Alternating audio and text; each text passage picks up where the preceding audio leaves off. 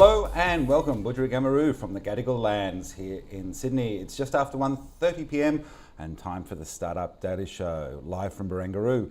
For the next 60 minutes, we're going to take you behind Australia's startup community, talking to founders, investors and many others in the tech ecosystem. I'm Simon Thompson, editor of StartupDaily.net. Great to have your company this Friday, October the 13th. Well, let's have a quick look at who we'll be speaking to on a very busy show today, and shortly we'll be catching up with Carolyn Breeze from Scalare Partners and Lindley, one of the winners of the Australian Technologies Competition. MentorKey took out the award for Best Social Impact Startup. We'll hear all about what's happening after the 13th Awards. And after that, we're going to chat with Adam Spencer about South by Southwest Sydney. Now, this is not the Welcome to Day One Adam Spencer. This is the mathematician, the former Triple J 702 breakfast radio presenter, the bloke who knows more than most of us can forget. He'll be talking about what he's doing because he's asking the big questions as part of South by Southwest, and go through the rest of the program in an amazing bunch of shows and events. A little later, we'll also be talking with Elisa-Marie Dumas from Ocean Impact. They've just announced the 12 finalists in the Ocean Impact Competition Pitchfest, which is coming up now before the announcement next month at the Innovocean conference. We're also going to talk with Besti One from UNSW Founders. She's written a cracking piece on term sheets, what they mean, why they're important, the bits you shouldn't care about, I suppose, just as importantly, and what all those strange words mean. You need to know if you're going to get some money. After that, we'll be joined by Tarsi Luo from Skipped. That's a startup that's just emerged out of Antler with pre-seed investment. What they're doing is helping dealing with the dreaded out-of-stock message when you go to shop online. We'll find out how. And remember, back when the Wallabies used to win, well, Sterling Mortlock was one of their captains. Nowadays, he's running 15 Capital, XV Capital, and we'll talk to him about what they're doing. They've just made a bunch of key appointments and looking to invest. We'll get the gossip. And finally, we're going to return to the South by Southwest with Sean Fagan and Timothy Aquino from Theodore. It's a fashion tech startup that is putting NFC communications in clothing. We'll find out why from them to round out today's show. So plenty to talk about. Before we do that, let's do our top tech tweet of today. And I want to say a big thank you to Olivia from Skip Capital, who has done the amazing thing. Now, I've got the highlights from the tech and innovation part of the show of South by Southwest ready to roll, and you'll be able to read all about that this afternoon. But what she's done is done what every analyst wants to do and put it into a spreadsheet. A Google Doc, which you can click on, go to Twitter, find Olivia Grivas and click on that. It is absolutely astonishing.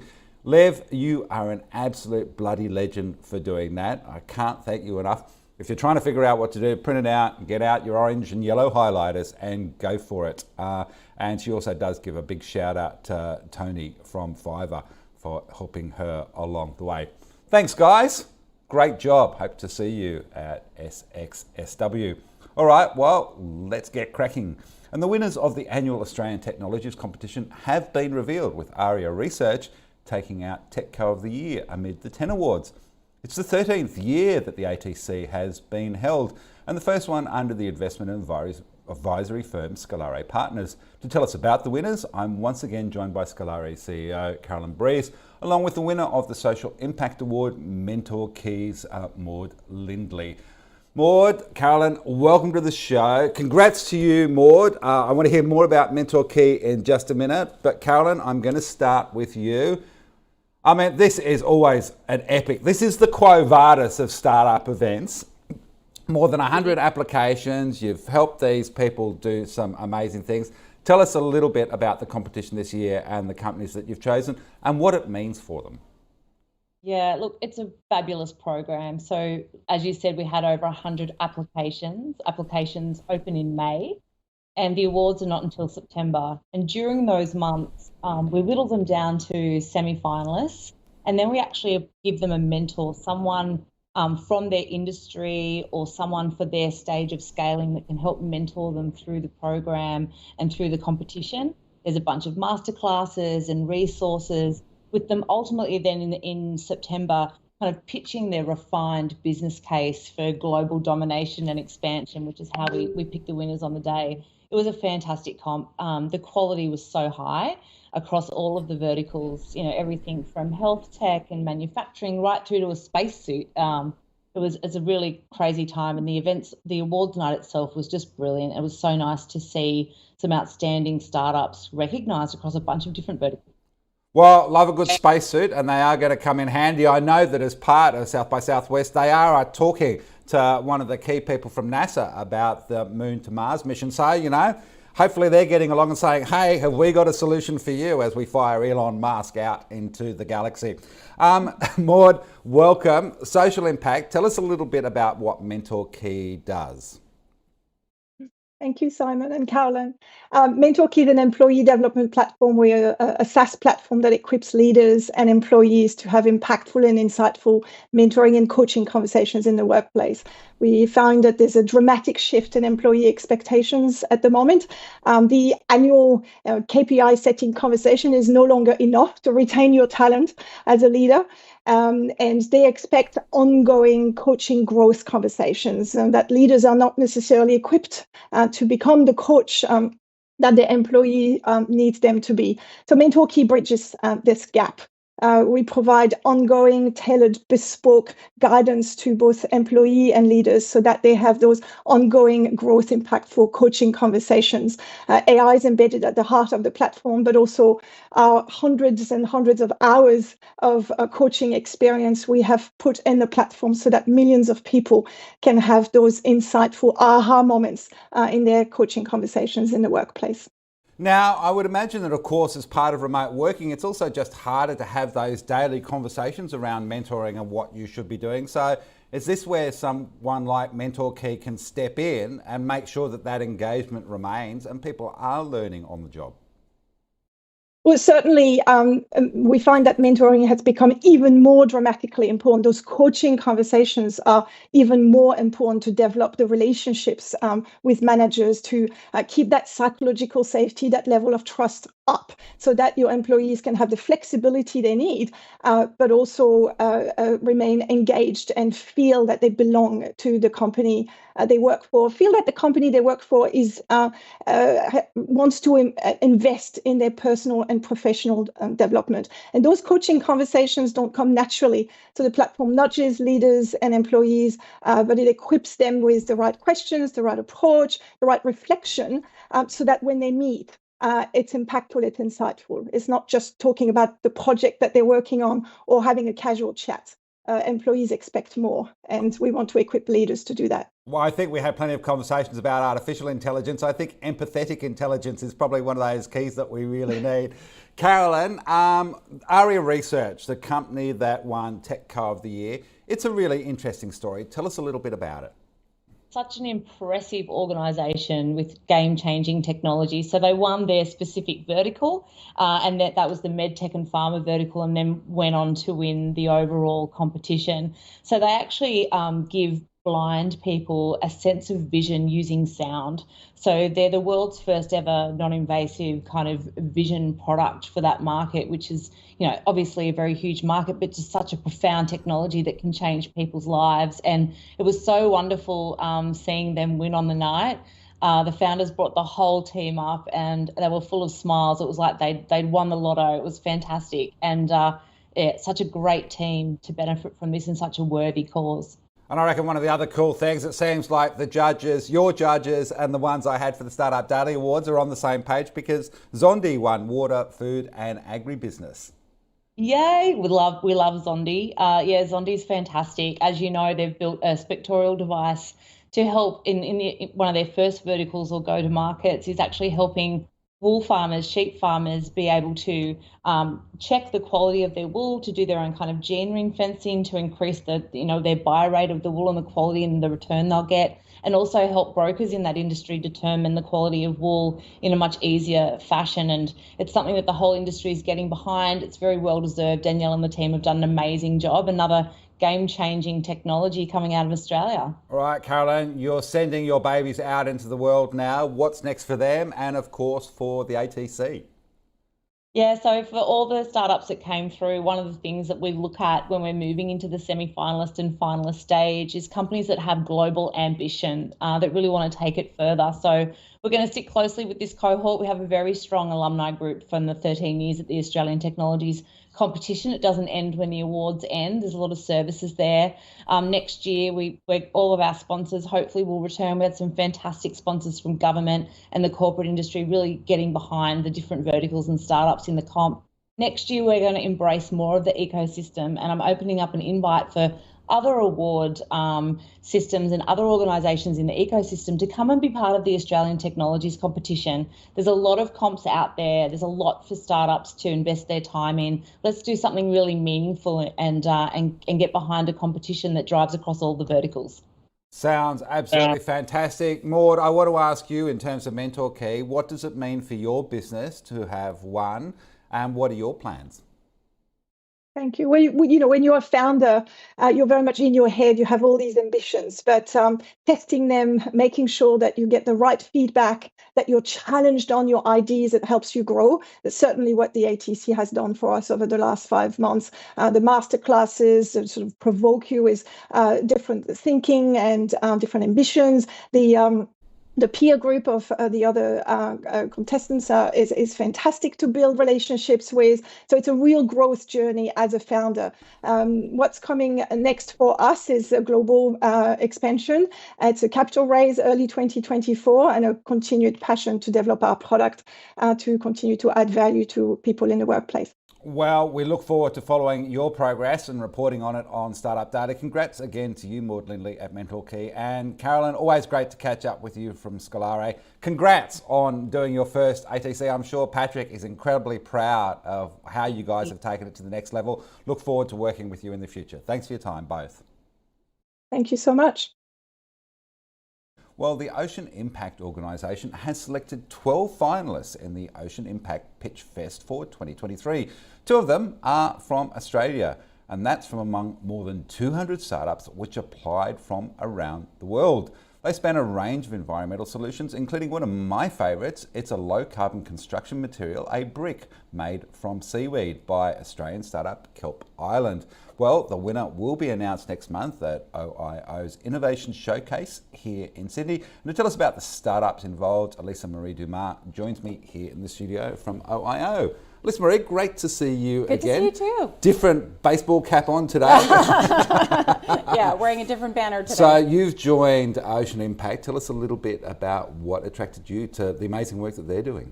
Oh, look, I have the ocean space is near and dear to my heart, has been for a long time, personally, very passionately connected to the space. And when the opportunity presented itself, I had a very long and fruitful career with Investable and Greenhouse, and it was definitely time for a new adventure, and could not speak more highly of the organization.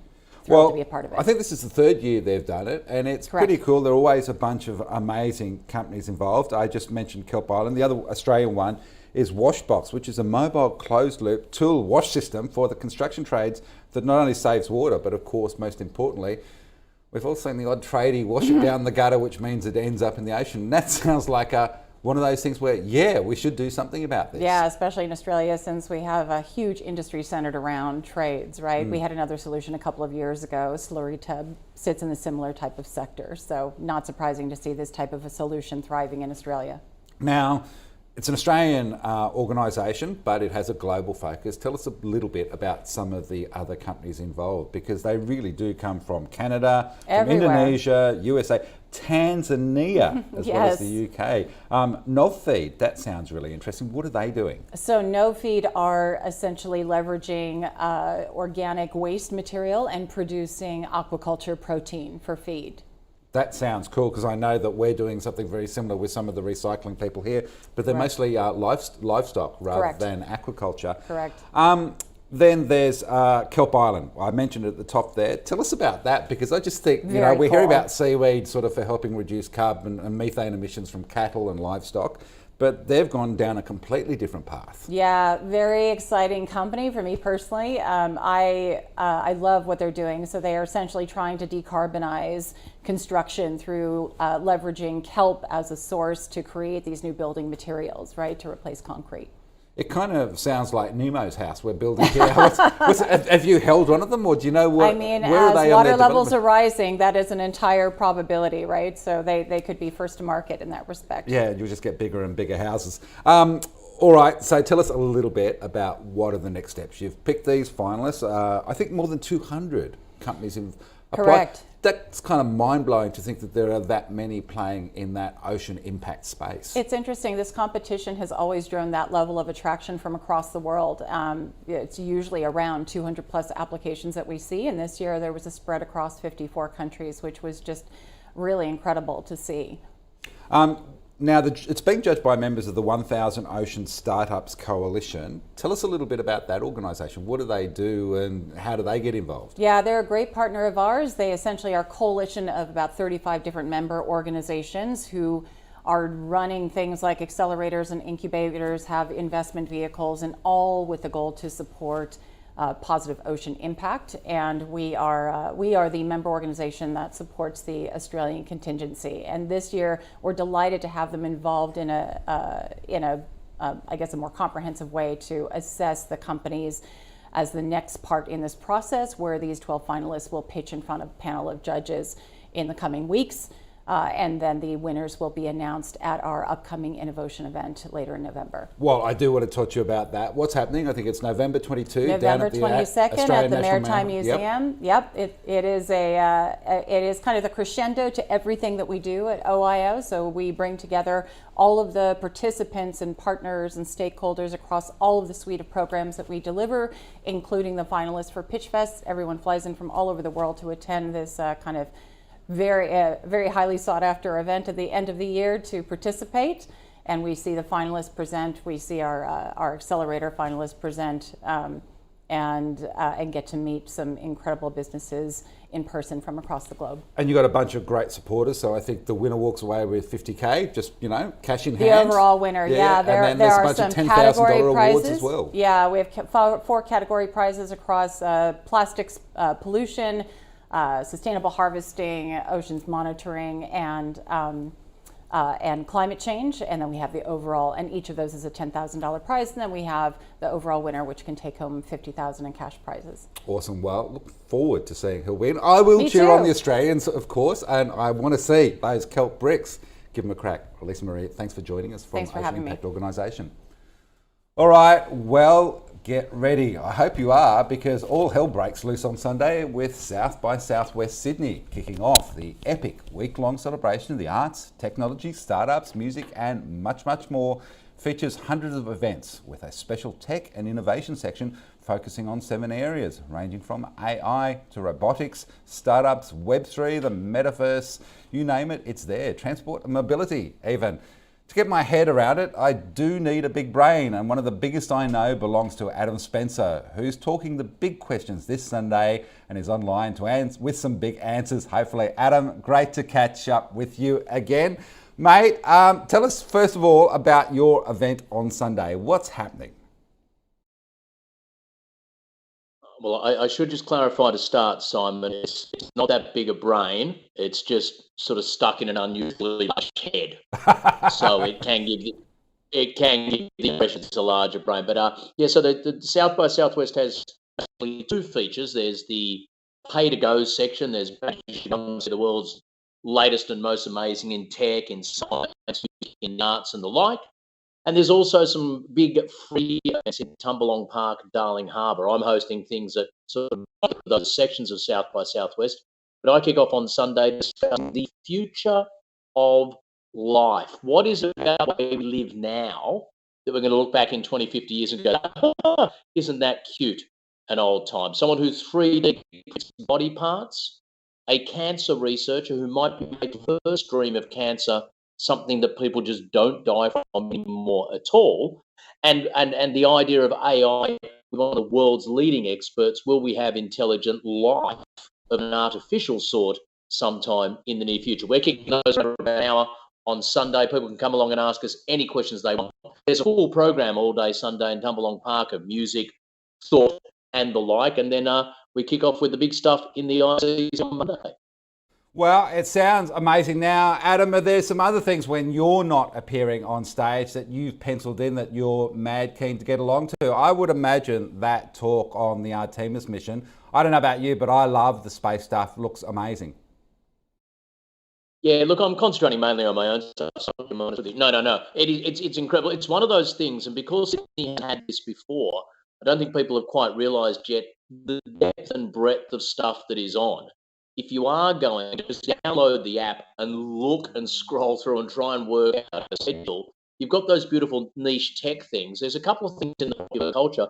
Charlie Brooker, the creator of Black Mirror, in conversation with Julia Zamiro, talking about that TV show that in the last year, since the pandemic onwards, has just become an absolute staple for hundreds of millions of people around the world, taking us inside the mind, the beautiful but I'm guessing slightly twisted mind of the guy who creates Black Mirror.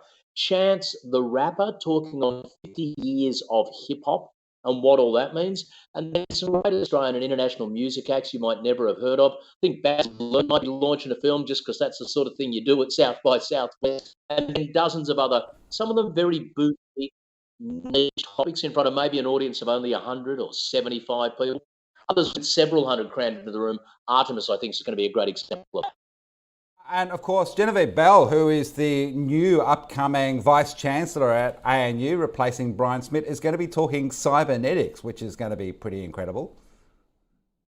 Yeah, I mean, in the past, robotics alone would have been something that was a headline at a festival like this. You then take a recent explosion in AI and multiple ways of machine thinking, you pair that up with robotics, you're getting into that cybernetic space. Now, one of those tools doing the heavy work for humans, the dangerous work, the ugly work, whether it becomes things that start to augment the human body and the everyday lived experience. I think it's one of those spaces where you are going to look back in 20 or 30 years and not recognise in some ways the world we're living in now. I don't know if there's anyone better to tell that story than Genevieve Bell. One quick little plug I'm totally getting my geek on is on a Monday at 10:30 a.m. Get this, I'm with one of the world's absolute leading pure mathematicians, George Williamson, literally in that crop of best mathematicians in the world, asking whether artificial intelligence can push back the boundaries of human understanding when it comes to something like pure mathematics. I mean, they're incredible at Netflix recommendations. They're really good at you write an all-right essay and an email. Can other forms of artificial intelligence apply their deep learning and their learning to help something like pure mathematics, or is that so nuanced and so cutting edge in the human creativity at the essence of the push forward? We find out on Monday morning. Adam, let's be honest though, what you really want is an airspeeder parked in your driveway just to sort of make the commute a little bit faster. This, of course, is an amazing company that I've been covering on Startup Daily. They've built these electric vertical takeoff and landing vehicles. They're kind of trying to do a flying Formula One. That's going to be a really fun session on Friday. I visited the people in Airspeeder down in their labs about a year ago, and they were preparing the latest one to go out and do some timing and some trekking, and they need to lock in the cameras on those things and work different angles and tune them up and things like that. And for a while there, they just need someone to go and stand in front of the machine while they tune up all the cameras and check everything's in the right way. And they were doing one of those tests as I went through the lab. So they got me to stand in front of the machine for a few minutes and took some photos and did some measurements. So I can say, as I sit here, Simon, you might envy that company and think it's the future. I've been part of the official testing process of some of the prototypes of Airspeeder myself, Simon. I stood there while the photo was taken of me. This stuff's mind-blowing. I can't wait to see what they're up to. What I want to see is them create an XXL one so that I can get in it and have a crack, because it does look absolutely amazing. Adam Spencer, great to have you on the show. Have a great SXSW. Look forward to catching up with you there. People can read about all of the highlights in the tech, startup and innovation sector on startupdaily.net this afternoon. Thanks for your time, mate. Pleasure as always, Simon. Let's get our geek on. Okay, for founders seeking funding, the term sheet is a critical document. You can make or break a deal, yet it remains shrouded in mystery and can be intimidating for first-time entrepreneurs. Investment rounds are pivotal stages in the growth of any startup. Bestie One from UNSW Founders has unpacked what it means in an explainer she shared with Startup Daily. Even a simple mind like mine can understand it. And to take us through the key points, Bestie joins me here in the studio. Welcome. I think the thing that blew me away about term sheets is I had this vision of them of being like, you know, Moses descending from the mountain and everything is set in stone. They're not. No, that's correct. And thank you, Simon, for having me here. So term sheets are non-binding, first of all. So that means that both parties can walk away after doing due diligence and negotiations. But it also means that it's a stage for negotiation, and you can actually counter offer some of the terms in there. Okay, now what you've done here is you've gone through a whole bunch of different terms so that we can understand them. But tell us about that process. You've dealt with it on both sides, of course, as an investor and on the founder's side. Are there a couple of tips and tricks we should look for? Is it like most legal documents where there's some fine print you need to sort of really focus on so you don't get caught out? Yeah, sure. So there are so many terms in there. Yeah. And what's important to know is they're not all weighted equally. So I guess there's a few key ones that you should focus on your business. A key one is valuation. Because this is tied to how much equity in your business that you're going to be giving away. And unfortunately, I do see a lot of founders that give up too much of their company early on. So you do need to assess what the valuation is based on how much you're giving away. One of the things you talk about is the conundrum of the pre-money versus post-money. Just take us through what we're talking about there. Yeah, sure. So a lot of people just talk about valuations generally, but there are pre-money and post-money valuations. Pre-money is before the investment goes through, and post-money is afterwards. So it can make a big difference. So is it one of those moments where, like, when I'm writing it up on Startup Daily, I sort of say the last time they raised in their seed fund, you know, the company was worth this much money, and now it's had this, you know, uplift of tens or hundreds of millions of dollars. Is that what we're talking about? And then does that reflect on the investment, the size of the investment in terms of the valuation of the company and how much of a slice of the pie everyone's getting? Yeah, so for example, a company might have a pre-money valuation of $1 million, but they're raising $250,000. Their post-money would be 1.25 million. So it's the amount that after you get the investment. And so if you're giving away 20% of your company, that's what the valuation would be.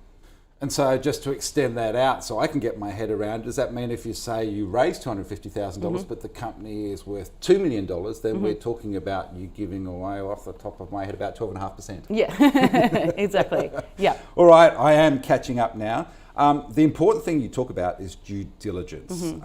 Tell us about what, where and when. Is it not just, I assume, the due diligence that you're getting the right investors to the cap table who will bring value to the business? What other things are you talking about?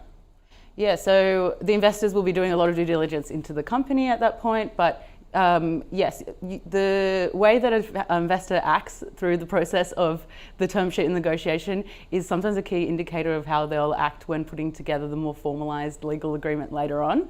But you should also do due diligence into the investors by talking to some of their portfolio companies and seeing how they treat them during times that are rough, because they're going to be your best friends when things are going well, but not always when it's challenging. I think a few founders might have discovered that particular aspect of late, which brings me to things like the anti-dilution protection, one of the terms that you talk about, alongside liquidation preference. Just go through those concepts for us. Yeah, sure. So anti-dilution, that basically locks in the investor with the equity holding that they have. So if the company goes and does a down round, so a lower valuation later on, they'll keep the same percentage. And so founders should definitely be aware of that term. And then liquidity preference, so that indicates how much and when an investor will receive money upon an exit of the company.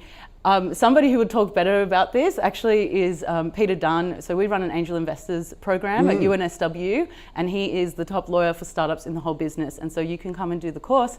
It's actually happening in a few weeks. Yeah. And he does a deep dive into term sheets, and he is really, really great at talking about these specific terms that you just mentioned. Because I did want to, so just to get my head around the anti-dilution thing, let's say I've got, 10% of Exco startup, right? And you do a down round, it was worth $1 million, but the company raises it, let's say $800,000 valuation.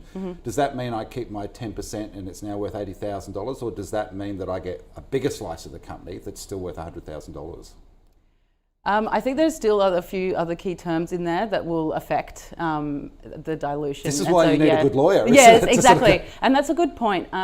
Even though this is technically not a legally binding document, you should definitely go out and get legal advice, especially first-time founders. Now, I do want to ask you about 361 Angel Club. Tell us what's going on there. Yeah, sure. So me and my co-founders, we started this club. It's essentially a way for founders and investors to casually meet and connect and get to know each other on a personal level, because I think it's quite intimidating for founders to pitch to investors formally. And so we have quarterly drinks in Sydney and also in Melbourne, and it's really organically grown, and we have fantastic sponsors from VCs and service providers that support it. And I think gin and tonic, it says, is your favourite on the 361, or just gin and soda. Gin and soda, which is good, given you've got a whole bunch of great Australian gin startups. And the other one, of course, is Koa Ventures. What's going on that front? Sure. So I've done a whole range of angel investments myself, over 20. And so my partner also, he's CEO of Fish Minutes. We co-invest in some things. And so we decided to come together and become Koa Ventures. Yep, Martin is a busy bloke on that front. Bestie, great to have you, Anne. Thank you so much. Thank you, Simon. It's an amazing piece to have a read of here on Startup Daily. What founders need to know about investment term sheets. So do check it out. All right, well, it's time to meet another startup backed by the VC Antler. And this week it's Skipped, which launched at the start of 2023 to address one of the biggest pain points for online shoppers and retailers: out-of-stock items. It's using AI. What is the secret? Skip co-founder Tarsi Luo joins me now to explain. Tarsi, welcome to the show. We've all had that moment, generally where you go straight through to the basket. It's only when you go to pay and it says, nah, you can't have it, drives you nuts. It's frustrating as a customer. Of course, for the retailer, it's a lost sale, or it goes on to back order and someone finds it somewhere else. Tell us a little bit about how Skipped is dealing with this. Absolutely. Thank you, Simon, for inviting me and inviting us. Absolutely. As a customer, you go online, you're trying to buy the perfect gift for your children, and just never happens. So Skipped basically use Skip technology. You will never actually see that gray button. We do all the magic under the hood. So basically, we provide the inventory sharing during retail and merchants.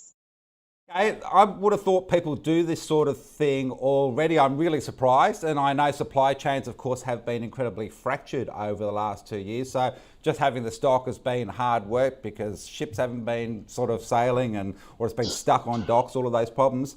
What is it that you're bringing an additional value to create those connections and make it successful so that you're not caught short? So you're absolutely right. So this kind of solutions has been used in Europe, and similarly, some of the US has a very similar solution.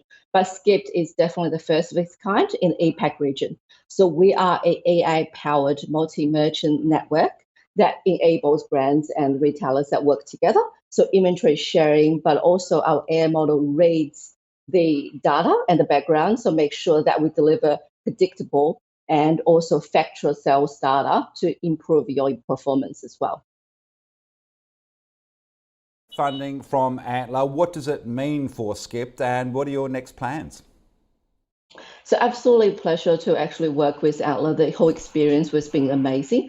Antler has not only give us the confidence in funding us, but also give the network the mentorship for us to be able to learn that whole startup journey. So it's been absolutely great experience with Antler. And now we are actually fundraising our pre-seed round for the near future. Fantastic. So tell us, how big is the opportunity? Are you looking to go global after that? What are your next steps? So absolutely, we are focused on the Australia and New Zealand at the moment. So we only had the company running, so about 23 weeks now, but we had 33 letter of intent from companies value from $1 million to $350 million revenue. We had onboarded 8 customers to our pilot program, so the traction has been really great. We're also tracking about 50,000 SKUs at this level, and today we are aiming to become the best in the APAC region. So our next goal will be Southeast Asia and potentially then go to the Europe.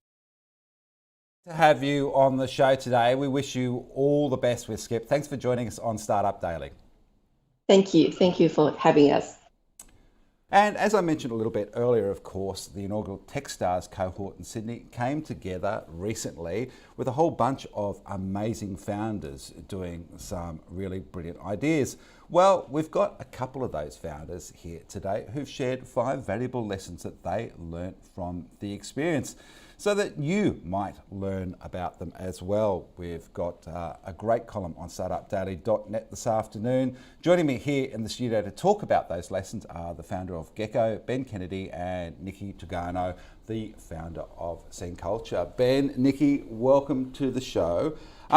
Really cool that you guys have gone through. Ben, I'm going to start with you. And I'm going to mangle the language because I'm mangling it today anyway. What were your key learnings from Techstars? Yeah, I think there were definitely 2 key learnings for me. I think the first one was just focus.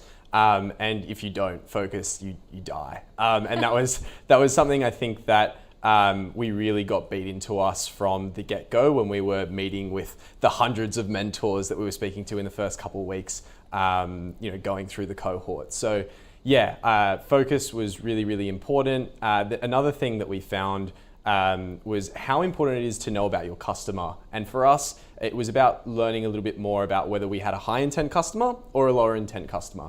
And I guess the difference between the two is a high intent customer is someone that wants something then and there, and a lower intent customer is someone who's just sort of looking to discover a little bit more. And what we realized for us is that we had a higher intent customer, and that's why we chose channels like SEO and search engine marketing, because those are what worked best for us. It's kind of, I hadn't even thought about dissecting customers. I just thought they were one big happy amorphous customer. But yeah, high intent is absolutely the point. It's the person who's getting ready to buy, isn't it? Absolutely, yeah. Nikki, mentor whiplash. We all go out looking for someone who can help us down the path, but there can be too much of a good thing. Tell me a little bit about what you mean, talking about mentor whiplash. Absolutely. Like going through the Techstars program, they get you to meet 120 mentors. And from them, you have to nominate your 3 to 5 best that act as sort of like a pseudo board of advisors. But obviously, they come in with a ton of experience. You're inclined to want to listen to them because they have all of that experience, but at the same time, they don't necessarily know your business as much as you know it for yourself. And so you have to get really, really good at putting on your filters and really knowing and understanding what are the things that you need to listen to and apply versus what is it more like okay, thanks so much, but I think I know what I'm doing sort of vibe.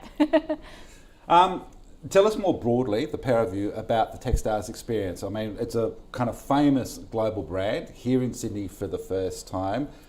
Did you have any expectations going in, Ben? Were they met? And sort of what was it like, sort of coming out the other side and surviving, I suppose? It definitely exceeded my expectations. I can't really speak for the rest of the class, but I think the amazing thing that Kirsten, the MD, put together was just an awesome team with having Gwen and Lauren that did such an amazing job. And then the quality of mentors that we had was so amazing, where we did have 100 to choose from, and it was so difficult to really get it down. It definitely met my expectations, and I think the first month was insanely intense just because we're speaking to so many people, but I think it was the best thing for us because it really helped us shape the way, and we've been growing 37% week on week ever since, so it's been amazing. Well, I do want to ask you, for people who are hearing about Gecko for the first time, just give us the Gecko pitch. What are you guys up to? Amazing. So essentially we remove the back and forth between customers and event rental businesses. So if you're having a Christmas party coming up and you need to hire a set of speakers or a slushy machine or chairs and tables, you're able to rent it out in seconds as opposed to needing to do a bunch of back and forth with different rental businesses across the country.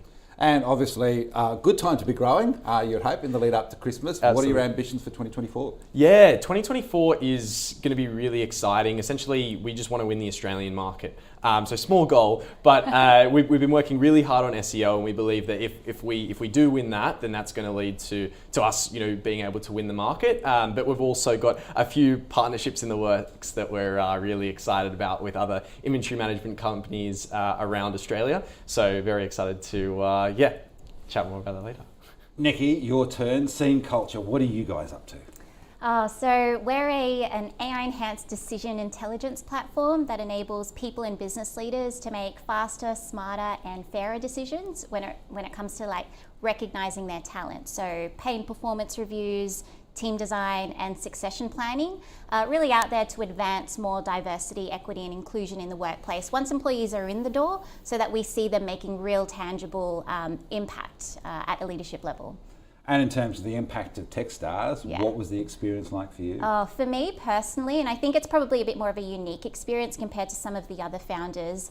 So I'm still currently a sole founder, and what I loved in being part of this cohort is that although I was a sole founder, I was able to bounce off everyone else. Us working in the same office space together, I felt like they were acting as my pseudo co-founders that I could turn to for advice and just to bounce off with ideas and complain about investors. But you can't complain about your co-founder, no, at least. No, I can't. But that's probably the most value that I got from it, as well as just being affiliated with such an iconic and prevalent brand in the startup space. I was speaking to an investor this morning, and how they labeled it was the MBA for startups, being in this Techstars accelerator. So that was really cool for just amplifying our brand, raising awareness to each of the startups coming through, and also just really equipping us with the right tools, mentors, and advisors to help set us up for success.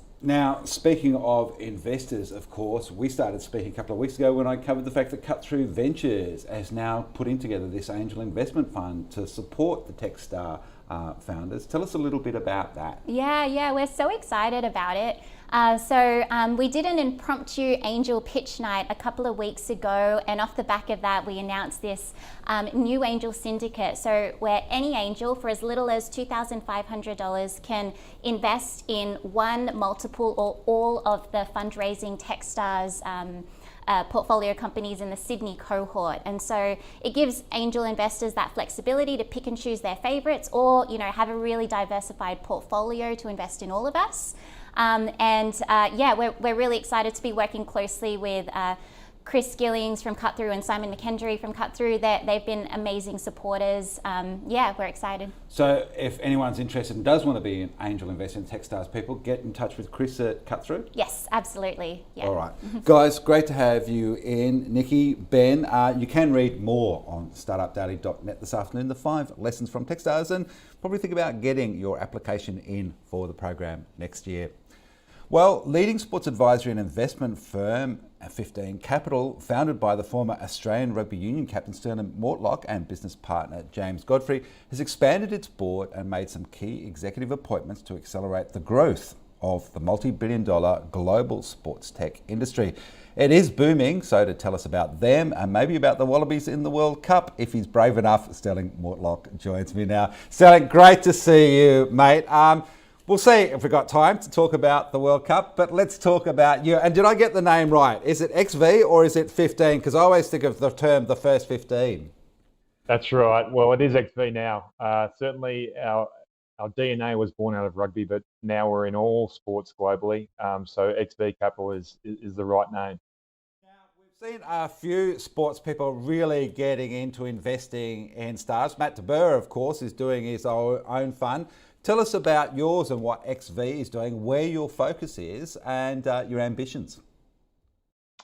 Yeah, well, I guess XV was born about, 3 years ago, and we've evolved significantly to where we are today. So far, we've been setting up individual unit trusts, SPV by SPV, for our investments, and we're going down the path of shortly launching a fully diversified sports tech fund. But our focus is on early to mid-stage growth companies, and we've also got an advisory component to what we do. So we get very operational with our companies to help accelerate them and have a real strategic overlay to help them get from that early to mid-stage growth, hopefully to really Series A, Series B, and beyond. And we like to identify game-changing, innovative tech companies in sport. But really, it's the founders. We love working with great, amazing people, and we help provide framework and an acceleration plan to fast track their growth globally. Now, you've been putting some pretty great people around the table. Everyone needs a successful team. You've got James John, the MD from Vanguard, joining the board, along with Angus Wilson from FTI Consulting, Mark Cameron from the digital transformation agency Alive.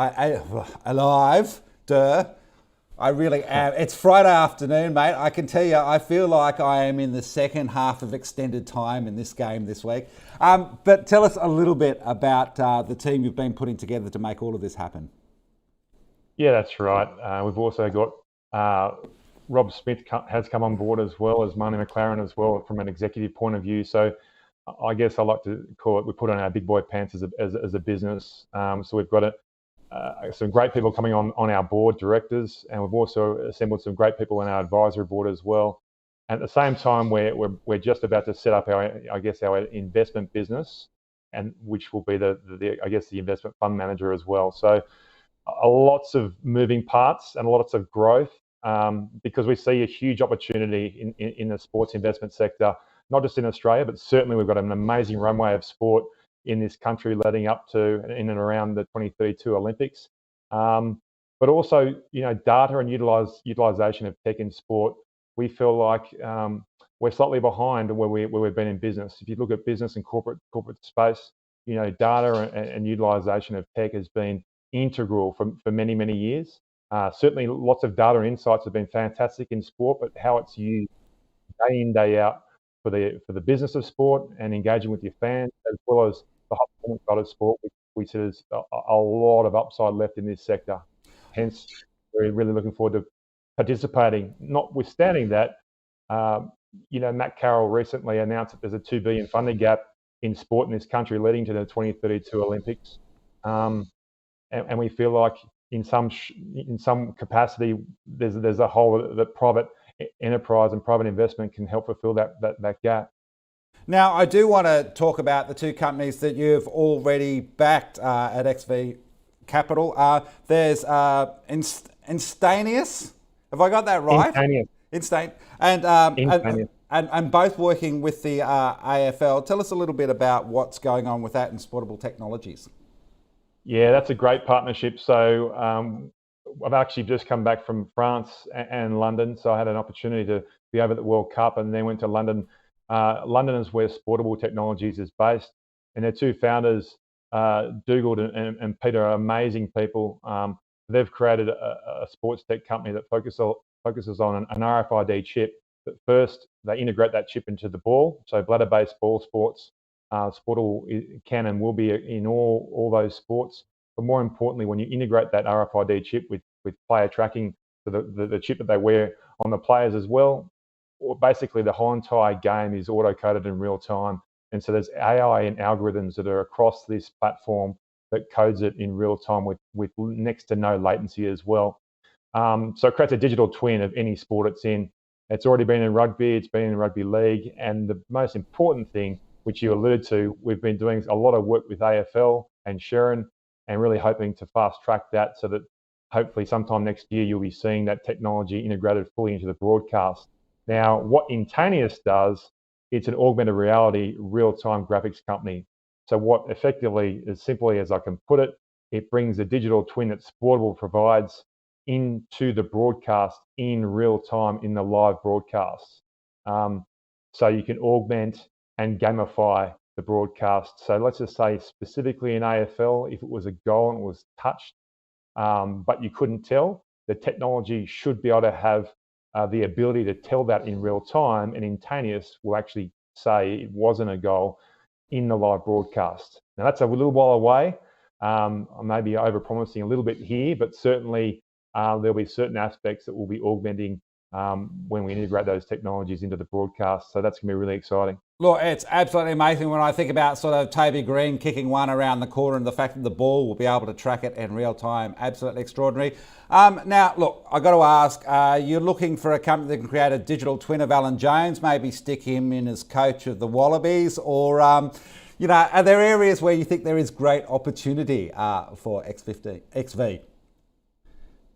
Oh, look, it's been fantastic that we've seen some amazing global companies. I mentioned Sportable was based out of UK, but one that we're really excited about right now is one called Club Funders, which is a sponsorship payments platform. The technology, the guys are based out of the Gold Coast up in Queensland, and that's one that we see can really help with the funding gap at community, grassroots, sport, all the way up to the elite level, where funding is required. It's a payments platform that connects all participants in the ecosystem, whether you're a club or team, with your players and participants, your fans and supporters, and your members, as well as your sponsors. And it's really simple on an app, very simple sign-on process, really secure and efficient, and it provides an ROI for any sponsors that want to do any rewards or any incentives through this platform as well. So that's one we're really excited about. To be honest, we don't have enough time, but right now we've got about 8 in our portfolio, all of which are in different sort of sectors within sports tech. And we're really, really excited by them because all of them have amazing founders that we love working with. Well, Sterling, let's get them on Startup Daily, give them a bit of a profile and tell these amazing stories. Thanks for joining us on Startup Daily today, Sterling Mortlock. Thanks for having me. And finally, let's return to SXSW and one of the startups taking part, the fashion tech company Theodore, which is using NFC, near field communication, in its garments. Why and what does it do? And what are they up to at SXSW? Theodore's Timothy Aquino joins me here in the studio to explain. Tim, great to have you in. Nice to be here. We've sort of seen NFC used in marketing and in comms in various ways. In a garment, I mean, we're just talking about trackers there with Sterling Mortlock on players. Is that the sort of thing we're talking about? So I know which shops you've been in. Yeah, exactly right. So, I mean, if you look at your home, everything's smart except for your wardrobe. And so everything we built to date with our AI-powered app, which is a contactless body measurement. So anybody around the world can essentially get their unique body measurements to create a custom suit. We can do that, and we've also utilized NFC chips within our garments to essentially make frictionless reordering processes easier, proof of ownership as well of the garment, and also supply chain history. So it gives the consumer this ability to merge the physical good with the digital asset of a garment. I can absolutely see the clarity of the benefit in that, because I think as people are getting concerned about the environmental impact of fast fashion or dealing with issues like slavery, you'll be able to have that supply chain tracking so that people can understand the product. Tell us about the ambitions for Theodore. Yeah, look, our general thesis is that since the 200 years that mass production became the norm, I think there's an opportunity for the norm to come back to the made-to-measure model. So we want to democratize that across the masses. And with the emergence of new technology, with AI-powered apps and increased production times, I think we could do that. So that's where we're at. That's why we're here. Well, you're also here for, of course, South by Southwest. Yeah. Tell us a little bit about what you're up to there. So yeah, we're looking to raise and obviously exhibit what we do, but to date, Theodore has generated over 5 million in revenue since August 2021. We're looking to fuel our expansion overseas and continue to develop our new technologies as well. And who are your customers in terms of generating that 5 mil? Is it the retail chains? Is it the fashion brands? We're direct to consumer. So primarily a lot of the revenue has been driven within the Australian market through either online ordering or our pop-up experiences that we have. But yeah, we're direct to consumer. So this wild adventure and the ideas that you have, what have you learnt along the process around building Theodore? Because you are at the cutting edge of technology in terms of what you're layering on top of fashion, which, for me, when it comes to how smart your wardrobe is, really it's t-shirts. Yeah, exactly right. I mean, it's a bit of an interesting blend positioning ourselves as a fashion technology company. it's a hell of a lot of work to build a brand because the aesthetic of the brand matched with the technology that supports it has been a rapid 2 and a bit years of growth since we launched in the middle of lockdown, essentially, where no one was wearing suits. So we thought we'd gamble, and here we are. Everyone wants to wear suits and look good. Well, I'm doing my best. Yeah. But that data thing that you were talking about a little bit earlier, is it a case of it's a little bit like my fashion passport that I'm carrying? Absolutely. Yeah, I think that's part of the whole thesis of making your wardrobe smart. If you look at what you wear in your wardrobe, you probably wear maybe 20% of your wardrobe, because for guys, they don't know what's in there. So making that accessible and with intent as well, because these pieces we want to be legacy pieces. They're made and constructed with intent and with care.